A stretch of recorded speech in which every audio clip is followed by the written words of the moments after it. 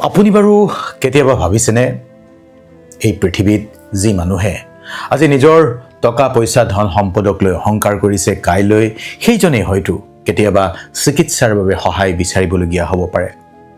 আপুনি বাৰু ভাবিছেনে যি মানুহে নিজৰ সৌন্দৰ্যক লৈ আজি গৌৰৱ কৰিছে সময়ৰ সোঁতত সেই সৌন্দৰ্য কিমান দিন থাকিব?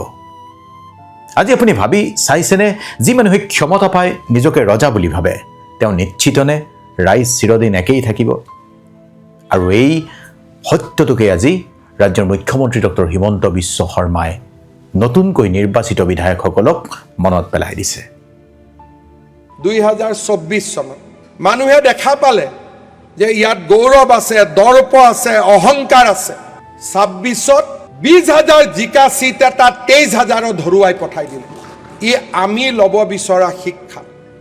তাৰ মানে আমাৰ এই আসনখন কাৰো কাৰণেই পাৰ্মানেণ্ট নহয়। যদি ৰাইজে জিকাব পাৰে, ৰাইজে আমাক হৰুৱাব পাৰে। যেতিয়া আমি মনত অহংকাৰৰ সৃষ্টি কৰিম যে আমি জিকি আহিলোঁ, অহাবাৰো আমি জিকিম, মই ভাবোঁ মানুহে প্ৰত্যেক দিনাই অহংকাৰক চিনি পায়। মানুহে যেনেকৈ হাঁহে পানী আৰু গাখীৰৰ পাৰ্থক্য বুজি পায়, তেনেকৈ মানুহেও অহংকাৰী বিধায়ক আৰু শান্তিপ্ৰিয় সাধাৰণ মানুহৰ লগত থাকিব পৰা বিধায়কক বুজি পায়। ডক্টৰ হিমন্ত বিশ্ব শৰ্মাই কি কৈছে? অহংকাৰ নকৰিবা, ৰাইজে বেয়া পায়। মূল ভাৱটো যদি লয়, মানুহে নিৰ্বাচন কৰি পঠিয়াইছে মানে আপোনালোকৰ জানা হয়। আজি এই সত্যটো বহু মানুহে স্বীকাৰ কৰিব নোৱাৰে। এই এটা বাক্য কেৱল ৰাজনীতিৰ বাক্য নহয়, এইটো জীৱনৰ এটা গভীৰ সত্য। ডক্টৰ হিমন্ত বিশ্ব শৰ্মাই দিয়া মটিভেশ্যন। কাৰণ গণতন্ত্ৰত কোনো মানুহ ৰজা হ'ব নোৱাৰে। ক্ষমতা মানে আধিপত্য নহয়, ক্ষমতা মানে আপোনাক ৰাইজে দায়িত্ব দিছে। যিদিনাই মানুহে নিজকে জনসেৱক বুলি আপোনাক নাভাবিব, সেইদিনাই আপোনাৰ গণ্ডগোল হ'ব, সেইদিনাই আপোনাৰ পতন আৰম্ভ হ'ব। সেই কথাই আজি বুজাইছে হিমন্ত বিশ্ব শৰ্মাই। ইতিহাস চাওক, অন্ধকাৰত অহংকাৰত অন্ধ হোৱা নেতা সম্ৰাট কিমান আছে, কিমান কাহিনী ইতিহাসত। আজি আপোনাক এই কথাখিনি সময়ৰ পূৰ্বে কোনেও সময়ৰ লগত কোনো কথাই এই পৃথিৱীত স্থায়ী নহয়। আপুনি হয়তো জানে এই পৃথিৱীৰ অধিকাংশ পতনৰ আৰম্ভণি অহংকাৰৰ পৰাই হৈছিল। আজি কিছুমান কথা আপুনি বুজা দৰকাৰ। ৰাৱণৰ কথা কওক, দুৰ্যোধনৰ কথা কওক, অসংখ্য সম্ৰাট, অসংখ্য ধনী মানুহ এই পৃথিৱীত। তেওঁলোকক ধ্বংস কৰিছিল শত্ৰুৱে নহয়, তেওঁলোকৰ নিজৰ ইগোৱে। আৰু ভয়ংকৰ কথাটো কি জানে? আজিৰ তাৰিখত বা আজিৰ যুগত মানুহ পূৰ্বতকৈ বহুত বেছি অহংকাৰী হ'বলৈ লৈছে। কিয় হৈছে সেই কথাটো আপুনি জানে? ইনষ্টাগ্ৰামৰ reels, luxury cars, political rallies, influencers clips, people শ্বয়িং ৱেলথ। যদি আপুনি সেইটো বিশ্বাস কৰে, কাৰণ এতিয়া মানুহে চব আজি বিশ্বাস কৰিবলৈ লৈছে। মানুহে জীৱন জীয়াই নাথাকে, মানুহে ইমেজ মেইনটেইন কৰে। আৰু কি জানে? অহংকাৰ মনুষ্য জীৱনৰ আটাইতকৈ ডাঙৰ ভ্ৰম। কিয়? সেই কথাটো আজিৰ এই কথাখিনিত আপুনি বুজি পাব। মানুহৰ ছ'চিয়েল মিডিয়াৰ যুগত এটা নতুন অহংকাৰ, এটা নতুন আত্মপ্ৰসাদ, এক আত্মসন্তুষ্টি।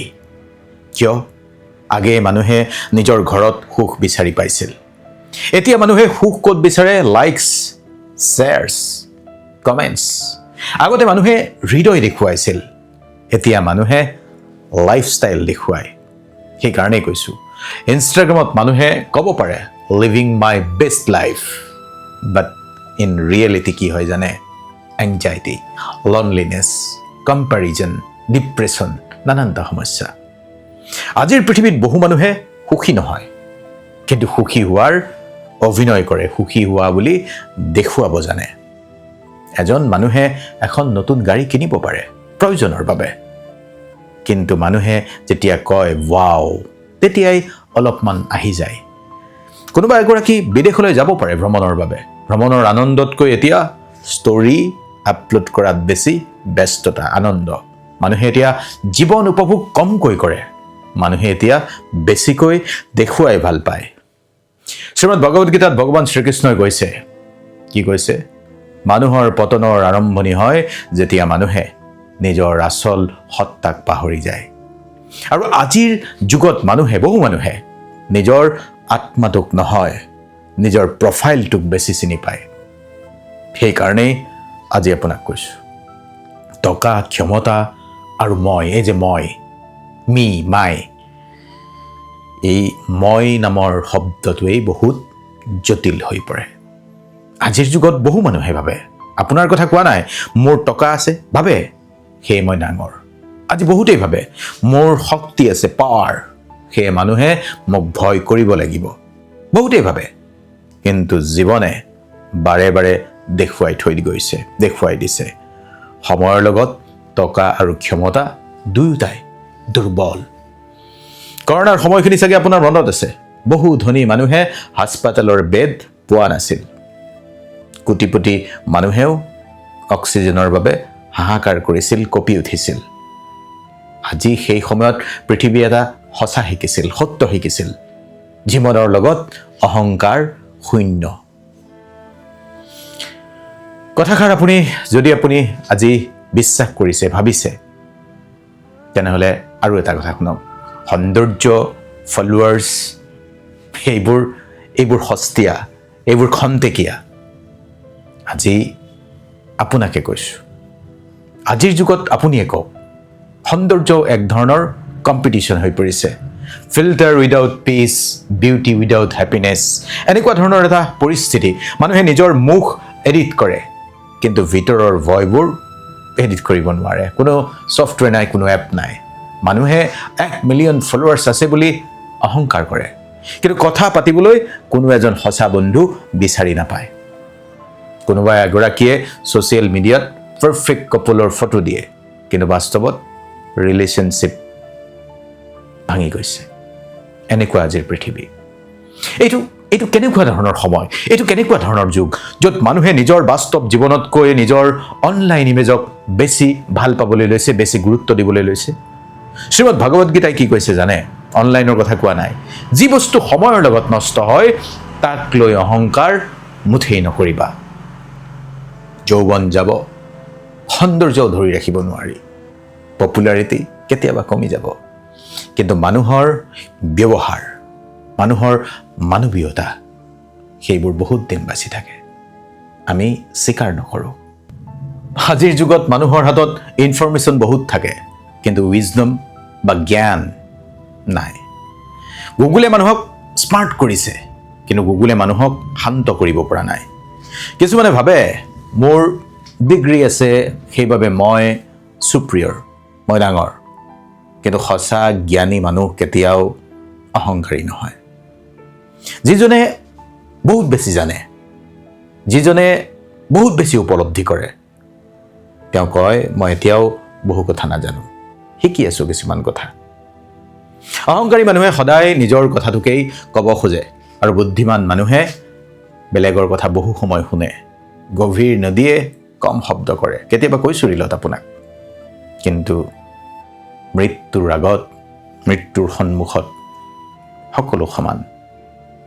এই মৃত্যুৱে কেতিয়াও কাকো ৰেহাই দিয়া নাই। এটা দিন আপুনি ভাবি চাব, সময় আছে যদি, 100 বছৰ পিছত আপোনাৰ ইনষ্টাগ্ৰাম একাউণ্টটোৰ কি হ'ব জানিবনে? ফেচবুক একাউণ্টটোৰ কি হ'ব?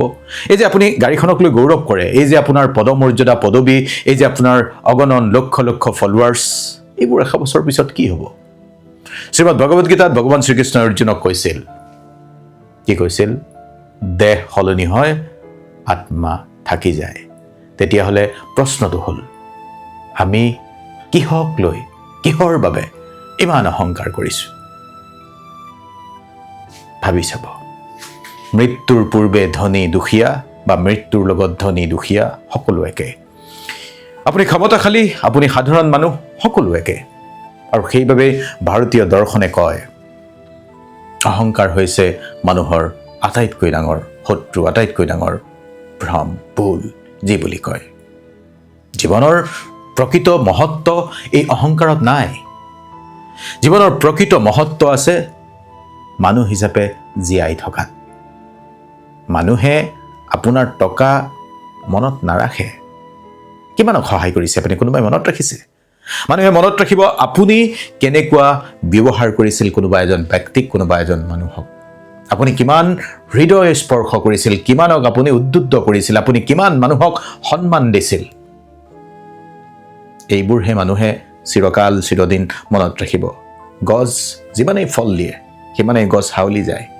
নদী যিমান গভীৰ হয় সিমান শান্ত হয়। ঠিক তেনেকৈ আপোনাক আজি কৈছোঁ, সঁচাকৈয়ে মহান মানুহে কেতিয়াও অহংকাৰ নকৰে। তেওঁলোকে বা অহংকাৰী মানুহক সাময়িকভাৱে আপুনি ডাঙৰ দেখিব পাৰে, কিন্তু বিনয়ে মানুহক চিৰদিন চিৰকাল মহান কৰি ৰাখে। বিনয়ী হোৱা, সৎ হোৱা, এইবোৰ এনেই আমাৰ কথাবোৰ আমাৰ অগ্ৰজজনে কৈ যোৱা নাই। আজি আপুনি যদি বুজিছে কথাখিনি, তেনেহ'লে আপুনি আৰু অহংকাৰ নকৰে।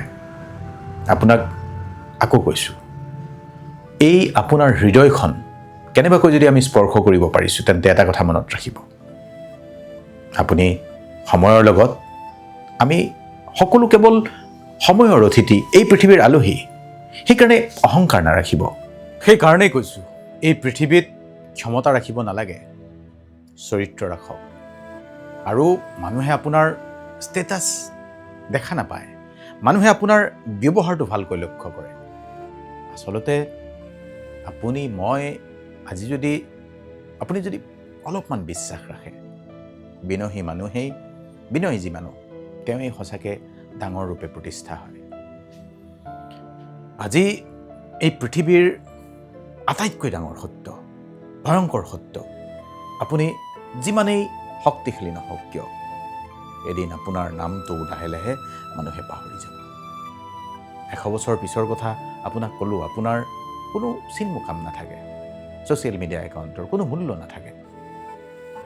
আপোনাৰ যিটো ফোন আপুনি খুবেই ভাল পায়, আপোনাৰ গাড়ীখন, আপোনাৰ ফলোৱাৰ্ছ, এইবোৰ 100 বছৰ পিছত লগত আপুনি যেতিয়া গুচি যাবগৈ, নাযায়গৈ নহয়।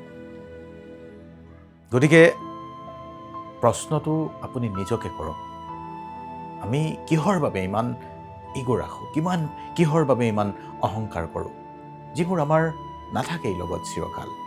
কিন্তু এটা কথা আপুনি জনা দৰকাৰ, কিয় অহংকাৰ কৰে মানুহে?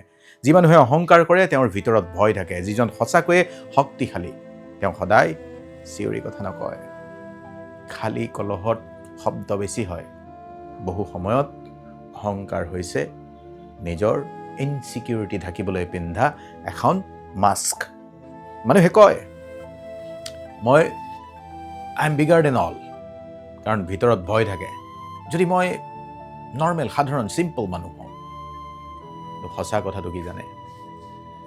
সাধাৰণ হোৱাটোৱেই শান্তি, হেপিনেছ, পিচ। এদিন সকলো শেষ হ'ব, জানে আপুনি। এদিন একোৱেই নাথাকিব, আপোনাৰ পদবী, আপোনাৰ ফলোৱাৰ্ছ, আপোনাৰ পপুলাৰিটি একোৱেই নাথাকিব। কিন্তু তেতিয়া এটা প্ৰশ্ন থাকিব, আপুনি মানুহজন কেনেকুৱা আছিল? হাউ ৱাজ হি? মানুহে আপোনাৰ টকা পইচা মনত নাৰাখে, মানুহে মনত ৰাখিব হাউ ৱাজ হি? আপুনি কিমান মানুহক মৰম কৰিছিল, কিমানৰ বাবে আপুনি কাম কৰিছিল। সেইকাৰণেই আজি কৈছোঁ আপোনাক, অহংকাৰ এনেকুৱা এটা বস্তু যিয়ে আপোনাক লাহে লাহে মানুহৰ পৰা আঁতৰাই নিয়ে। যি কথা ভালকৈয়ে বুজি আজি নতুন বিধায়কসকলক মুখ্যমন্ত্ৰী ডক্টৰ হিমন্ত বিশ্ব শৰ্মাই কৈছে, অহংকাৰে ৰাইজৰ পৰা মানুহক আঁতৰাই নিয়ে, মানুহৰ আস্থাভাজন হৈ নাথাকে। সেইকাৰণেই চাগে এই মটিভেশ্যন ডক্টৰ হিমন্ত বিশ্ব শৰ্মাৰ। অহংকাৰ নকৰিব, ইগ' নাৰাখিব। কমেণ্টত আজি কিবা এষাৰ লিখি দিব, অন্ততঃ অহংকাৰ হোৱা কথা নিলিখিব। শ্বেয়াৰ কৰিব, ভালে থাকিব।